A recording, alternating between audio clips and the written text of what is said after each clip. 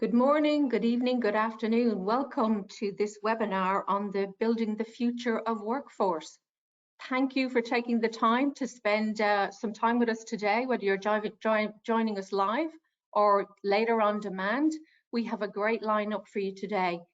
This is a real hot topic for us, and we've got a super lineup of experts to have a great chat over the next 45 minutes.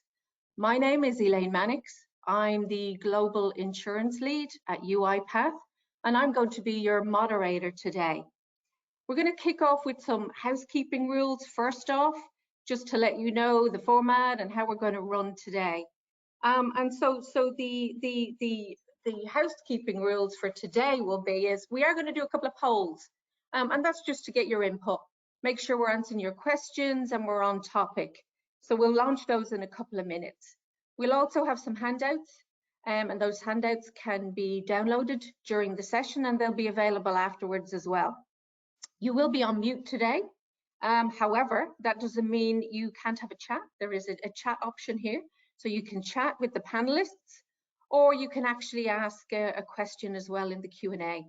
And we have my lovely colleague Satya, who has 20+ years experience in insurance as well, answering those questions throughout the session today.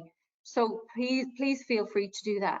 And just to get us going on that, if you'd like to pop into the chat where you're coming from us today, it would be great to see, you know, who's coming, who's joining us from what parts of the world as well. So if you could do that, that will be great, and then we'll actually get going.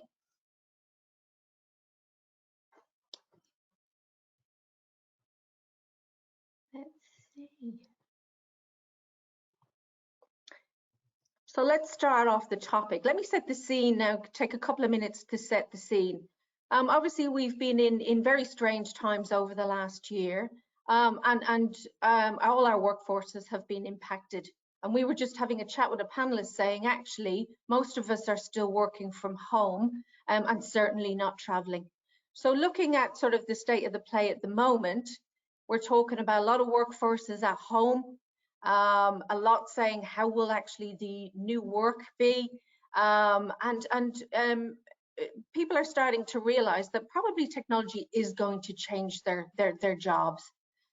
So we're looking at this particular topic today, and one of the main reasons today to have this session is to actually get a view and actually learn. I know when I was a customer, the reason for joining these sessions was certainly to hear from other people, to get some inspiration, to hear their stories, and really importantly, to get sort of lessons learned as well.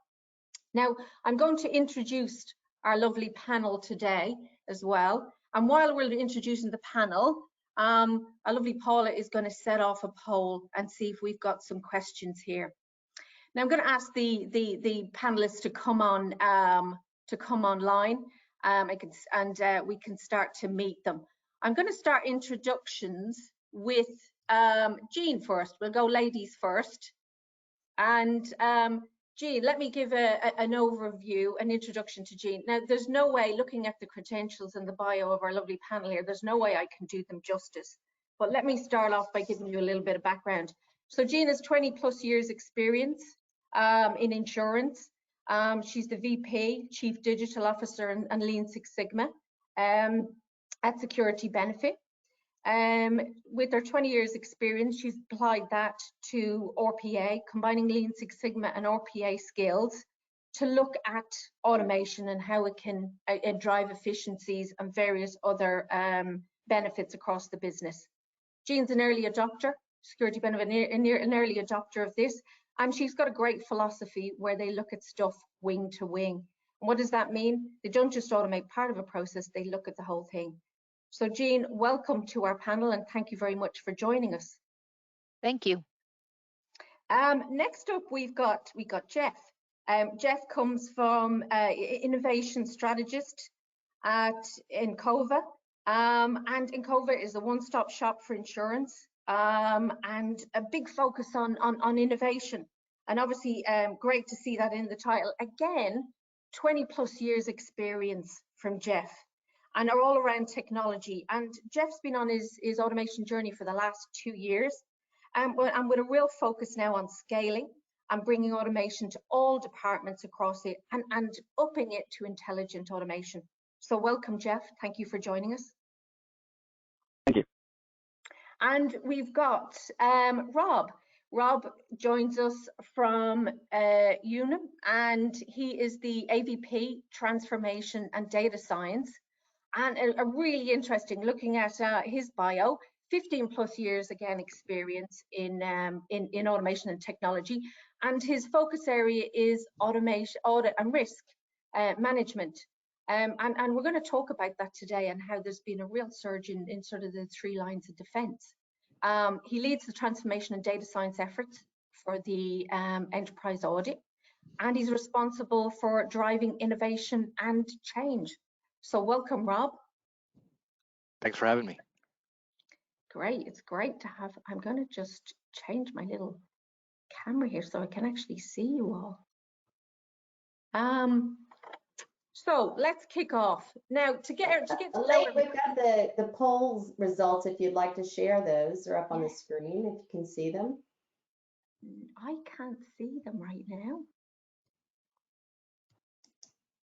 So if you'd like, I can review the answers. The question was, is there a future work skilling program in your organization?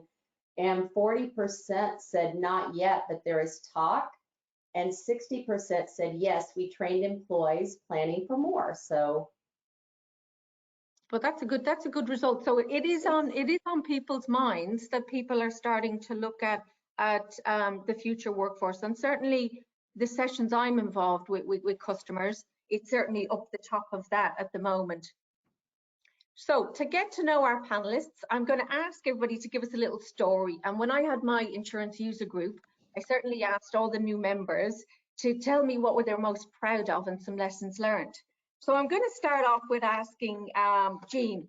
Jean, would you like to share one of your proudest moments and best lessons learned around this lovely topic we've got? I think mine was my most satisfying win. Not necessarily our biggest win, but a most satisfying for me personally and from standing up the organization with my team. We reported directly in through the CFO at the time, and when we were working on metrics, how to measure our success, we were coming up with a multitude of metrics on how can we do this. We were early on, it was 3 years ago. There weren't a lot of guidance out there, so we were coming up with different things, and we used, of course, hours removed. I mean, that's what everybody uses initially, but we also came up with hours gained, because what we were finding is we were doing a lot of projects where people just didn't have the time to get to the information. It was a lot of manual work. They just didn't have time to do it. And we added that as a metric on and started reporting out on that metric. And our CFO kind of gave us, he just wasn't buying in. He said, I don't understand. Why would I want to measure hours gained? I said, well, they're digital workers. And I finally got him to understand, because he had a project come through on a reporting project. Even though I had had several projects throughout the company and I would explain those, it wasn't until one hit his line of business, his area of responsibility, that it finally made sense to him. And I said, okay, your hours gained on that was 2,500 hours. And he's like, how did you figure that out? And I said, basically, if you had wanted somebody to create that 50-page pack for you on a monthly basis, it would have taken a full head count if they were having to do it all manually. We digitized it, we made it so it's push button, and now you get it delivered, and you didn't need to bring on an additional head. And all of a sudden, that was like the trigger. And at our final report out at the end of the year, it was with all the senior leadership, and he actually spoke up on that point and said, you know, when they first came around, I didn't really get the whole hours gained. And he goes, that is such an important metric, because now we can really understand how much time did we remove from the business and how much time did we gain from just the digital workers. So that was actually finally very satisfying for him to finally admit that we were right and he was not right. So that was my proudest, biggest win, I think, for the team and for RPA itself, to show the true value. That's great, Jean. Thank you for that. And creating capacity, I've seen that across a lot of customers now, where they're creating capacities and doing more, where maybe they were doing proportional risk-based stuff or sampling, And now they're saying, actually, a bot can work 24/7. Why not? Why not do sort of more with that? So that's brilliant. Jeff, would you like to share one of your nice stories with our audience today? Sure. It was very similar to Gene's story with a slightly different outcome that was unexpected. We were standing up. We had gone through the proof of concept with UiPath and RPA in general, and we were really implementing that first project, and we were trying to get buy-in and just hitting a lot of walls, a lot of pushback. You know, this isn't the way we do things. Typically, you know, it would follow more of a standard, more typical software development technology stack like Java or .NET. But we came in and we tried to do this. We completed the automation extremely fast by a comparison of what it would take someone to do in Java or .NET. And then it started to execute. And we got a few months into it. And what we ended up doing, it was a conversion project. So we were converting policy records from the mainframe into Guidewire. And we got a couple months into it, and the VP of commercial lines, these were commercial lines policies, said, you know, I was really skeptical about this, but I'm glad you talked me into it because I was able to reduce my temporary labor staff by 2 in all of this. And so then we immediately jumped from the hours given back or the hours gained metrics that we were quoting to say, well, wait a minute, here's an actual hard dollar savings that you implemented, you know, just 2 months into this bot running these various conversions. So that was a huge eye opener for everyone throughout the organization when that got communicated out. So that was something that was, I don't know if I'm proud of it, but that was definitely the biggest eye opener. And the lesson learned from that is you got to market. When those things happen, you got to market them, and you got to brag about yourself, and that'll really help your project move forward.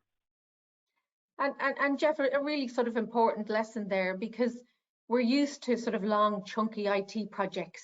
And we talk about this enabling technology being much quicker, much agile, deliver results much quicker. But obviously you jumped in and did that and showed people, actually look at what we can do with this in probably quite a short period of time. Yes, and that's a key too. You don't want to take on the world. You don't want to try to boil the ocean with this, especially with your first one, because you're not used to it.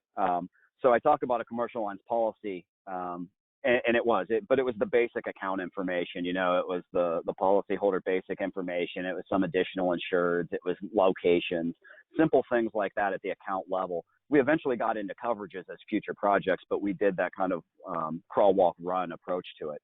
And we saw that savings right off the bat with just that first little chunk. So definitely keep it small. And show rapid results, basic agile concepts. Great. Thank you for that. Rob, tell us about the world of audit and what you've been doing there.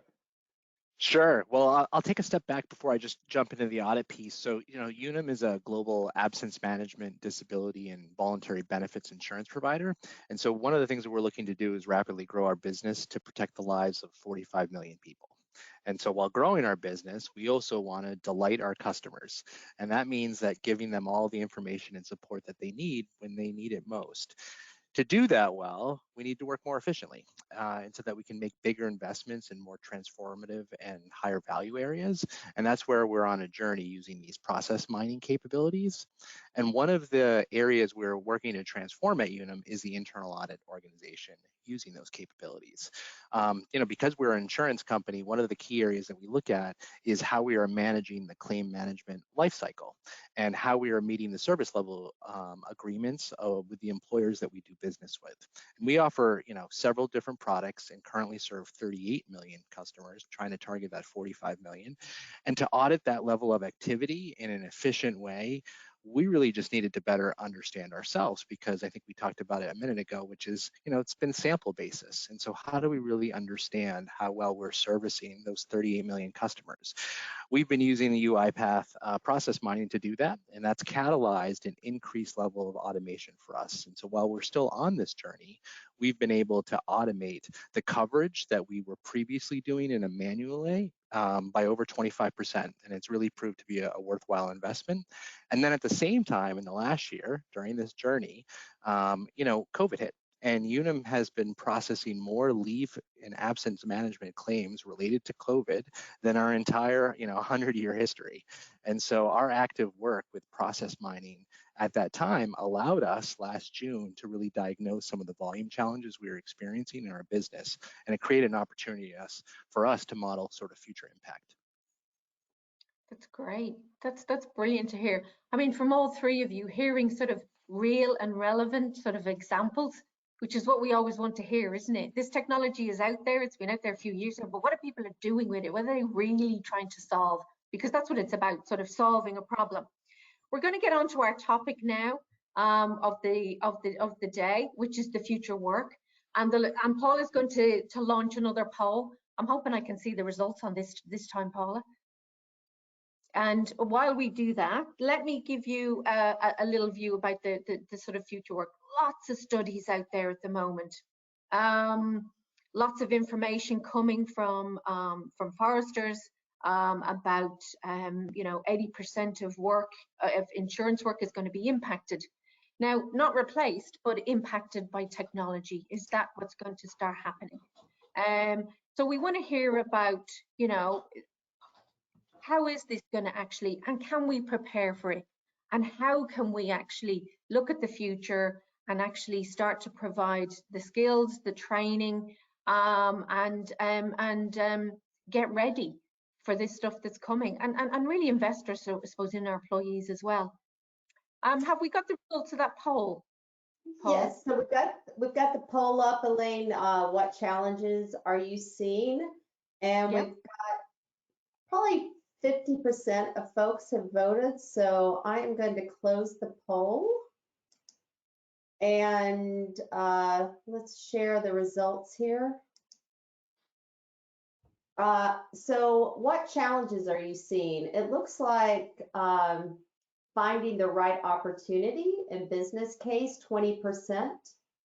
Having the resources, capabilities, 60%. And people don't trust AI yet, 20%. Okay. Interesting. So let's see if we can answer some of those throughout our session today. Certainly about opportunities and sort of trusting AI as well, and capability. And that's a really important one, which is our topic today: future, the workforce, and how can we get people ready. I briefly wanted to share this, and this is just a bit of a fun slide. And if you wanted to do some reading, there's a future fit thing with Forrester there. It's quite interesting, but it starts to talk about the skills that we need for the future in uncertain times. And you'll notice that a lot of them are around soft skills, knowledge skills, and what type of roles. And these reports start to look at, and certainly the World Economic Forum one there, I found it was a really interesting read, because it's broken down by region. So there will be one on EMEA, there will be one on the Americas. What's happening in those areas? So let's see if we can do that. Now, let's start off by asking. I'm going to start off with Rob on the sort of a future of work. Using sort of automation in your space, with the 3 lines of defense, as I mentioned, more and more questions are certainly coming from those roles where I'm talking to customers. What do you see? Do you see the roles changing? Do you see the value or the emphasis of work changing in that space? Yeah, absolutely. It's a great question. I get this question and interest a lot. So one of the great things about process mining for us has been the level of point in time and ongoing insights that the capability can provide. Our use case has been using this capability to further enable automation in the 3rd line of defense, being internal audit. But that ultimately, better supports how we are servicing our employers and our policyholders as customers. And the level of insight that the technology can provide is one that we're really looking to enable those 2nd and 1st lines. So while we're maybe doing it for ourselves today and to catalyze automation and to give us a level of insight, I think the longer term view is, how do we enable the 2nd line of defense, being your compliance and your risk management type of functions, and then ultimately the first line of defense being the frontline business management that interfaces with the customer. And so how can we take the same insights that we're getting today and pass that forward? And what this does is, in the end, this provides great value to both the first and the second line of defense, but also allows the audit function to have ongoing, monitoring capabilities, so really understanding the depth and breadth of risk without necessarily using, resources to understand those things in a manual auditing way, and instead can focus on newer and potentially even more complex activities. Yeah, I love that. So there's very much a future focus, obviously, in your company for those roles and how those roles will evolve, Yes. which is great, Let me come to Jean. Now, Jean, I've heard about Rohr, and you might want to explain that to people. There's sort of the whole people emphasis in your company, which is when I met you at in Las Vegas a couple of years ago. I thought this is great. This is a real people focus, not leaving anybody behind. Would you like to share your story about the people side?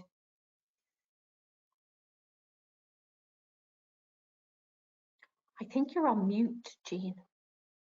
There you go. And in November of 2019, my COE in the RPA area, Amy Chandler, and I sat down and tried to figure out what could we do for the upcoming year. How much time out of the business could we do? And our business, we have a lot of the information, the business outsourced, our applications and so forth are outsourced to our sister companies. So we don't do a lot of that processing where a lot of our PA teams get their big wins, right, with data entry and that type of stuff. We just didn't have it. So we decided to come up with a plan, and we called it Rohr 20K. And Rohr stood for Review, Optimize, Automate, and Reward. And we've got the backing from our HR, our CEO, our CFO, and the rest of the business, and our CIO. They all came together and they agreed that this would be a great thing for us to push. And so our CEO sent out an email. They agreed to make everybody have a goal for this, and it was to take at least one manual process off your desk in 2020. And we started in November, and we were just looking for 20,000 hours, which to us seemed like a lot because, like I said, we didn't have a whole lot of easy wins. We didn't have any easy wins on that. Well, as the year went along, we ended up, I think, almost 50% of our company participated, and we either removed or gained over 54,000 hours of time we tracked in all the projects. Now, they weren't all RPA, but most of them were. And we did have some big wins in RPA. When the business leaders got behind it, we had competition. So like the department that had the most implemented projects for the quarter, they got Rohr awards. It's a traveling trophy. And so there really became this big competition between finance and investments.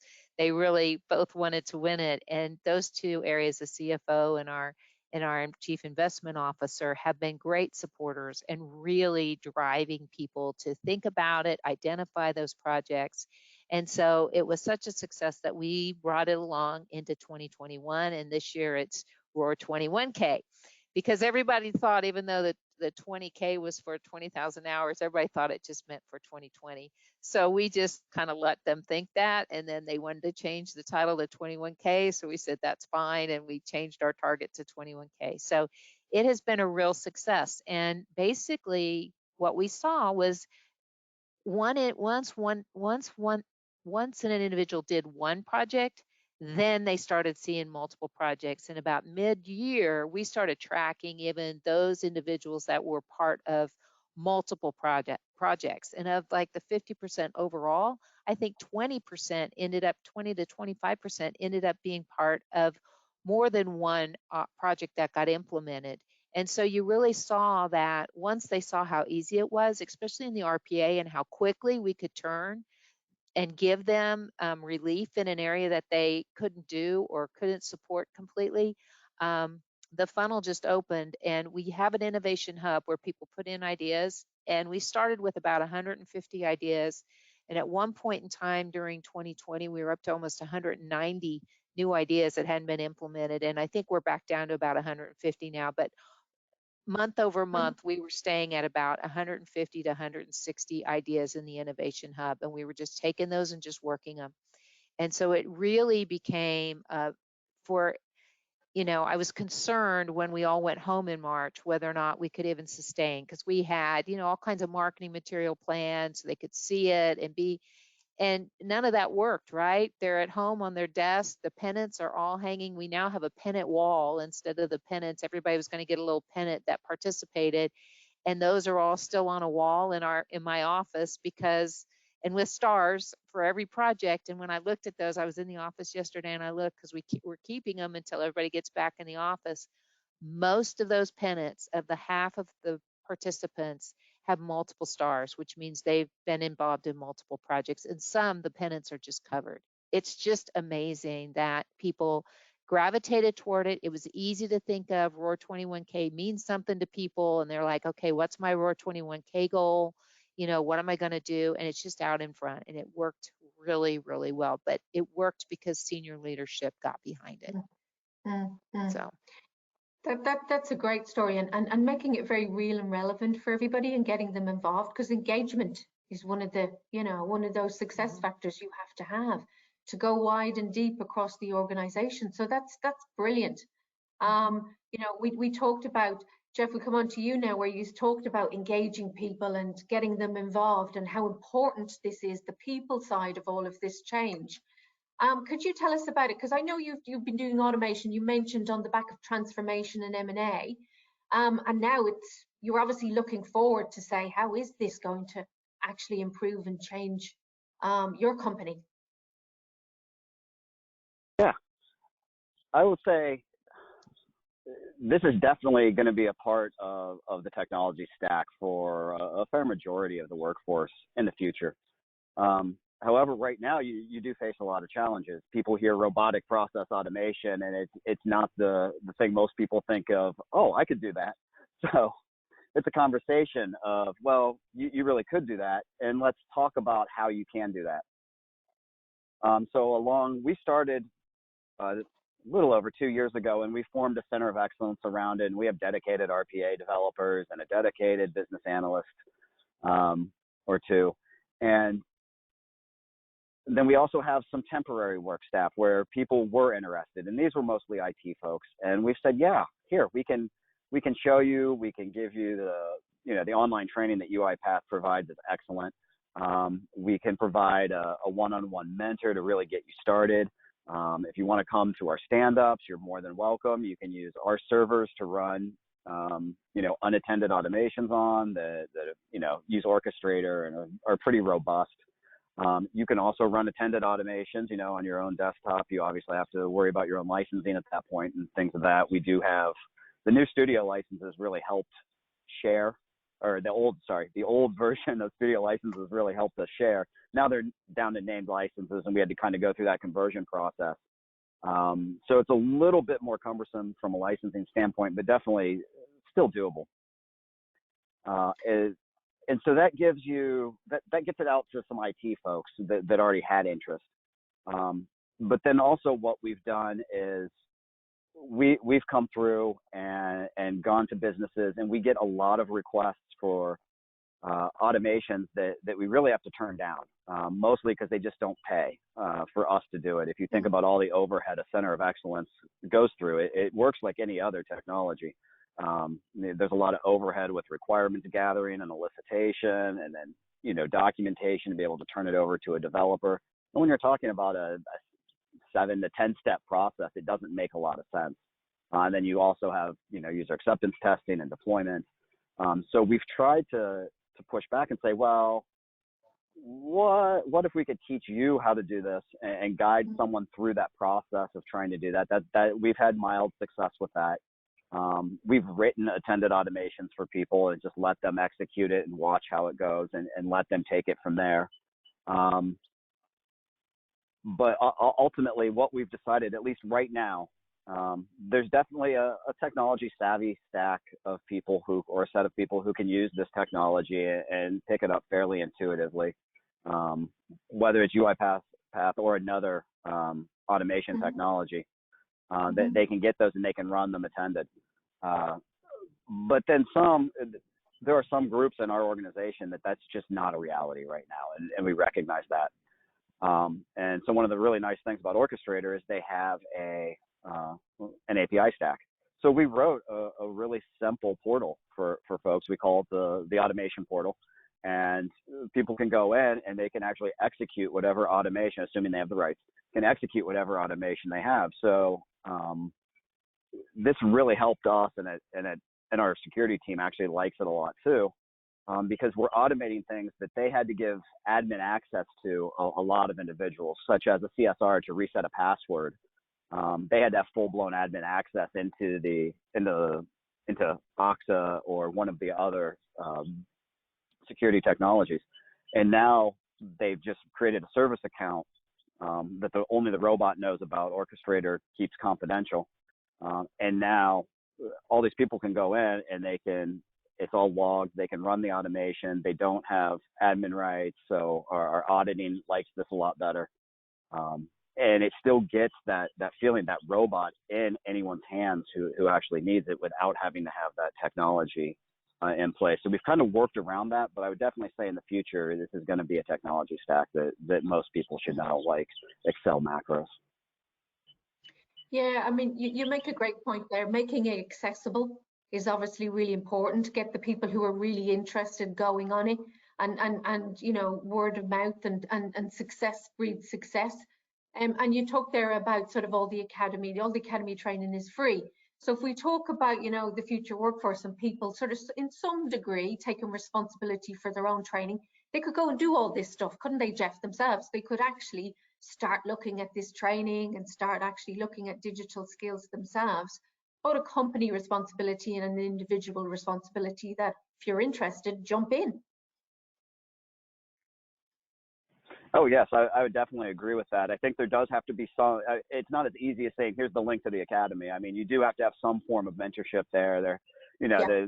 There needs to be the interest. There needs to be some form of technical savviness as well. But yes, I think by and large, most people could go through a program like that with the right guidance and guide rail setup.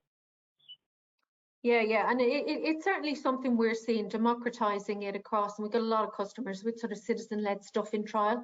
But you're right, in our business, in a regulated business, we need to look at the governance and the structure and the quality of that, and how can we do that? How can we do it in a safe way that we're going to go on?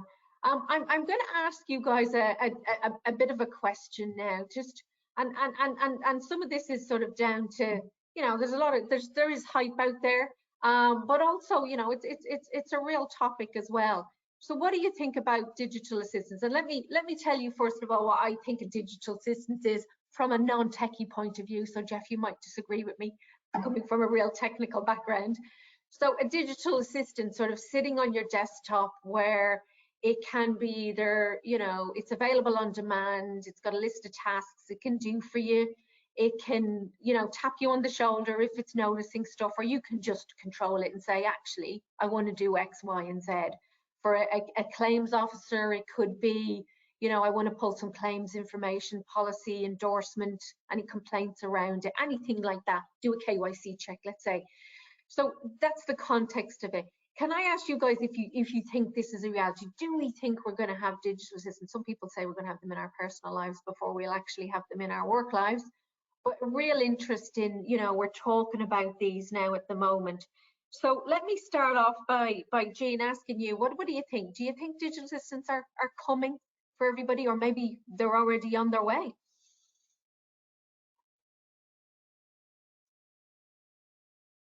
I think they are. I constantly try to push my team to say, how can we even make our RPA more of a digital assistant for people? Could we give them, you know, a chat bot that they could just go in and type and say, go run this? You know, now that the API is there into the orchestrator, we've got some of that working as well. We have an individual that's starting to use that. So in the basic terms, that's kind of a personal assistant. You know, she wants to go run this whenever she needs to run it. and it saves her a lot of time. You know, otherwise she'd be doing it manually. So she logs into the orchestrator, launches it, and it goes. And so in the most basic format, to me, that's there. And I know other technologies are coming out with them. I've looked at other digital assistants throughout, you know, other, you know, add-ons even into Outlook. I've got one that will send out to someone if we're trying to meet, it'll send my calendar out and said, here's the open spots, pick one.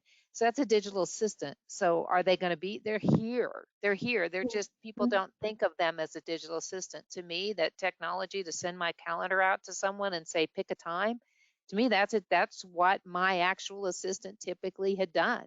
She doesn't have to do that anymore. They can pick their time and we can meet. So I definitely think it's coming. Great. How So, cost effective it's going to be, I think that's the barrier right now, is the cost structure. so Jean, do you remember when we all were looking for mobile phones at one point? I'm old enough to remember you had to get in a queue The and be bag. told, Yeah, that's expensive now, you're not getting one, you're not senior enough. And now obviously we throw them at everybody because I think we get an extra 2 hours work a day out of everybody for them. So I think that economies of scale sort of will come. I'm going to ask, I'm going to ask sort of Rob now. Rob, I've been working on sort of persona-led sort of task automation and giving them out in digital assistants. And one of them, as you know, because I've sent you an email on it, was for an auditor. And we take these high frequency tasks, little tasks, and we put them there. And not forcing people to use them, just saying, you know, these might be handy. These might be good for you to actually start sort of running during your day, and it might save you an hour, half an hour a week, 2 hours, whatever. So what do you think, Robin, in your world? Do you think it's coming, it's here? Yeah, it's coming, it's here. I think there's a mix, and it comes down to skill and comfort level of the individual. But I think at the end of the day, I think there's, you know, we need to start thinking about our work in the same way that we think about our personal lives. You know, at home, we're always looking for more time to spend in new and exciting ways. And we've been accustomed to having the information about our personal lives at our fingertips and in a mobile way. And so what we really need to do is start thinking about our work in that way. How can we do our work in that way? And how can we offer our services in a more digital way?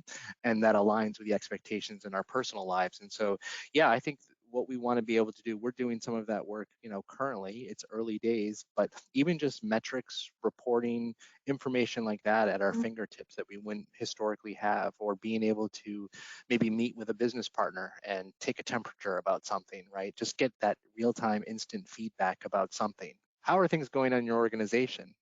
Right? It could be a 3-point scale. You could capture that information live, record it. You have a team of 100 people meeting with business partners all the time. If we have a pulse on what's going on in the organizations, what kind of fun or interesting heat map would that tell us? And what would that tell us about the stability of the controls in that organization based on, quote, how things are going? So there's a lot of different ways to use technology, to audit in different ways, to get insights about our business, and to really just bring that right to your fingertips. Because I think a lot of times people will be like, well, what's going on with your projects, or how is this going, and things like that. Just having those mobile kind of insights are really important. That's great. I mean, this is when the sort of power of data and insight at your fingertips starts to really come into play, which will actually transfer how we work, the future work. So Jeff, what do you think from your point of view? You've touched on some of it already. Is it coming? Is it there? Is it ready? Yeah, in addition to trying to push RPA out, we're always trying to make automation smarter and you know, more user friendly, which comes with AI and those digital assistants that you're talking about. And I agree with everybody else. They're pocketed right now. They're kind of siloed. There's a lot of them out there for very specific things. I don't know if everyone will have one by 2025, but I think as time moves on, more and more people will have them. And as time moves on, they will become less siloed and more enterprise agnostic, and more advanced and more skilled and more, you know, more depth and breadth of topics and searches. Yeah, I mean, we have those visions of the future, don't we, where you talk to it I mean, we're already doing that with I've got an Alexa at home, and you can add stuff to your shopping list or ask it, you know, when's the next bus or whatever. You probably don't have buses locally in America, but we do have buses here in London. And you can ask, you know, what's the weather doing and stuff like that. So I think for a digital assistant that you can start to say, where's this, what am I doing? Give me information, share, collaboration. I'm hoping that's the vision. I'm hoping we're going to get to that quite quickly, and it's going to help us. I'd love it to help me in my job. The next bit I wanted to sort of ask you is, and the 45 minutes has gone super quick, is your sort of top tip.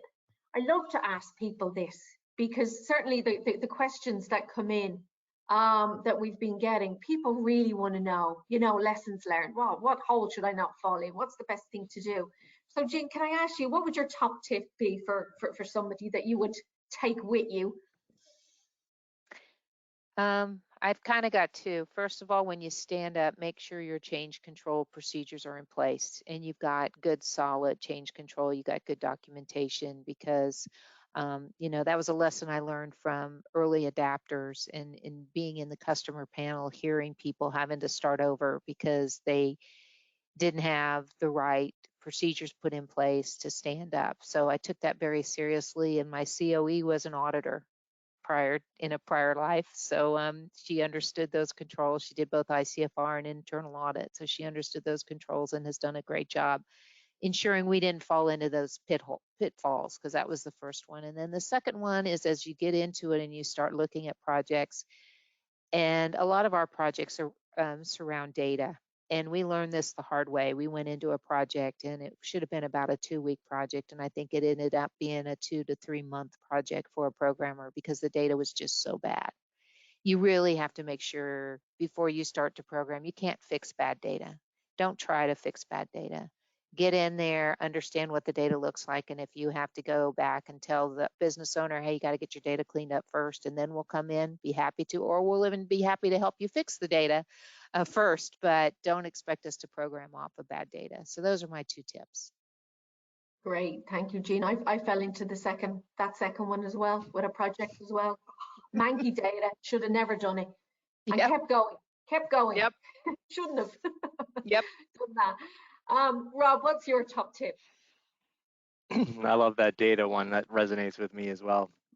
You know, I think I'm going to take a less technical kind of path here, and I'd say not defining and describing the future state, I think, is maybe biggest mistake or key takeaway. You know, what I've learned is that, and I think people often think this, is that people aren't necessarily change resistant, but I think that's a quick label for many people to say, well, we just have change resistant people. And I hear that used all the time. I think it's that they're not buying what you're selling is what it is. And so to do that part well, you need to do 2 things. You know, one, I think, is quantify the value that the technology or the work will have. Let's get, you know, we talked about Jean having a 20,000 hour goal. That is very tangible, very specific. It has a finish line. You can tell whether you crossed it or not. That's great. And that works for especially senior leaders who are looking to invest in projects. The second, though, is to be able to, you need to qualitatively describe how the work will change for the future, or how the work will change for the future, and how one's role or job will be different. You need to make it real for people. You let people know how, you know, how it will be different and how that will be different for them. And this helps them understand what skills that they may need for the future and give them an opportunity to go after some of those skills. And for some, they may say that this isn't the right work for me. And that's okay too. But really getting in a feelings-based view of how that will change the work for the individual is the part 2 to having that finish line or bucket that you need to fill. I love that, Rob, that explaining the vision for where it's going, because people like that. They don't like to think, oh, what's the company up to? Explain to me where we're going and what we're doing and what part I'm going to have in it. And as you say, then I can prepare for that. What's coming? And because it's not, you know, it's not going to arrive tomorrow, but I can go on that journey with you. And that comes back to not leaving anybody behind, isn't it, as well? That there's the vision, there's the support, let's do it. And it can't be a leadership view of the vision. It's got to be a person, individual view of it. And that's where I think leaders get it wrong, right? They talk about, well, here's where we'll be as a company. Okay, I get that. I understand what you're saying. And you've shown me what the finish line may be or the goal that we're trying to go to. But if you told me about what it will mean to me and what my job will be tomorrow and how I'll get out of bed every day and how the work will be different, that makes it different for people. And then people can assess, all right, I'm in on that. And what skills will I need for that? Or no, that's not right for me. That's okay. But getting really clear about that is how you can be successful in this type of work. Super. Thank you for sharing that. Jeff, what's your top tip? Oh, I think I could go on for hours just about the bad data topic and what's a good process to automate versus a bad process to automate. But I will say on that note, there are good processes to automate and there are bad processes to automate and there are bad processes not to automate. And when you have bad data, that's probably a good sign that, hey, anything you do is only going to perpetuate bad data more places faster than a person can. But just because a process is inefficient, we've never really shied away from that. I know a lot of my peers will say, no, we need to go fix that process. And a lot of business owners aren't ready to make that investment. And you miss out, I think, on a lot of opportunities because just because the process is inefficient, yes, a person might do it in 2 hours and that's inefficient, but a robot, even if it still takes the robot 2 hours, the robot can keep doing it all night. It's not going to take breaks and do it. And we've seen benefits from that. And we've seen people, we've gotten a lot of praise for that. So I think looking at those processes and not being really black and white about it, is really good. Think about things from the holistic picture. Is this easy to automate? Yes, it may not be the most efficient thing, but it's a robot. Brute force works. I would say that, and keeping in mind, I think this was already hit on, but this is programming. Yes, it's using the user interfaces as opposed to databases and APIs usually. It's still programming. It does need to follow a software development lifecycle. Because as soon as you start doing something you're not supposed to be doing, like any automation, it just makes everything balloon out of control. So you do want to be very careful, and you want to test, and you want to develop, and you want to make sure that the business areas sign off on it. So those would be my 2 big tips. Lessons learned.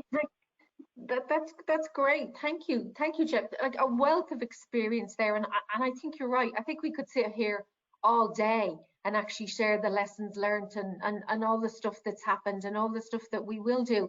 But there's a general sort of theme there about, you know, engagement of people, because it's the people who are going to make this successful. And explaining whether it's visioning, whether it's getting them on board, which is really great to have a discussion around that side of it too. So I've got time left to say thank you to the panelists for sharing their experience and their knowledge. And I know there's loads of information and sort of material out there, and we've handed some out as well to get in touch. So I'm sure these guys would be delighted to go on to LinkedIn with you as well. Go on to LinkedIn and ask them a question. They're great at sharing. And so it leaves me to say thank you for everybody for joining us. We hope you have found that useful. It's given you some ideas. It sounds like, you know, the future of work is coming, is here. These 3 companies are certainly well onto their journeys and looking to the future. So thank you for joining us. I did want to just finalize on we have an event coming up that may interest you with our CEO Daniel Dinez, who's going to actually talk about our new release and give us our top tips. So that's something you might want to join, and that will be available out on our website. So thank you for everybody for joining us. It's been a pleasure. You've made my job very easy today, and I look forward to meeting you in person. And thank you for everybody for joining us.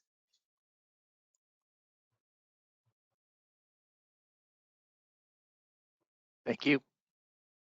Thank you.